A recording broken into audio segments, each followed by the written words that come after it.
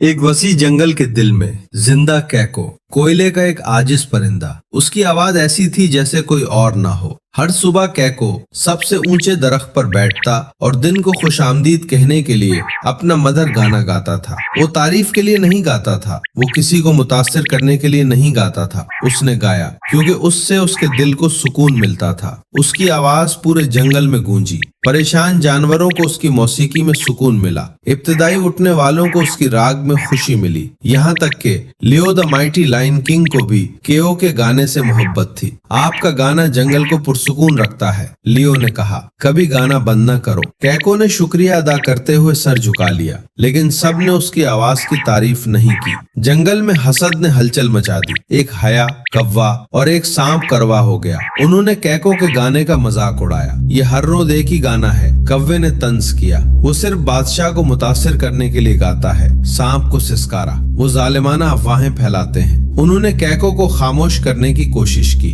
उन्होंने उसे उसके पसंदीदा दरख्त से डराया और उसके एहतियात से बनाए हुए घोंसले को फाड़ दिया। कैको को तकलीफ हुई, लेकिन वो अगली सुबह नहीं रुका। उसने फिर भी गाया। उसकी आवाज कांप गई। फिर भी ये खूबसूरत था। उसने एक और शाख ढूंढ ली। उसने सब्र और देखभाल के साथ अपने घोंसले को दोबारा बनाया। वो मेहरबान रहा, यहाँ तक कि जब दूसरे नहीं थे। गंडागर्दी कहाँ तक पहुँच गई। बादशाह लियो शेर ने जंगल के तमाम जानवरों को बुलाया। उसकी धाड़ ने उस जंगल में भीड़ को खामोश कर दिया। उसने ऐलान किया कि हम सिर्फ हुनर ही नहीं बल्कि इस्तकामत, आजिज़ी और मेहरबानी की भी इज्जत करते हैं। वो कैको की तरफ मुतवज्जे हुआ। कैको को इसलिए नहीं मनाया जाता कि वो गाता है, बल्कि इसलिए कि वो गाना कभी नहीं रोकता, यहाँ तक कि जब दूसरे उसे खामोश करने की कोशिश करते हैं। जंगल के जानवरों ने एक दूसरे की तरफ देखा। हीना, कौवा और सांप ने सर झुका लिया। किसी ने दोबारा कैको का मजाक उड़ाने की हिम्मत नहीं की। उसके बजाय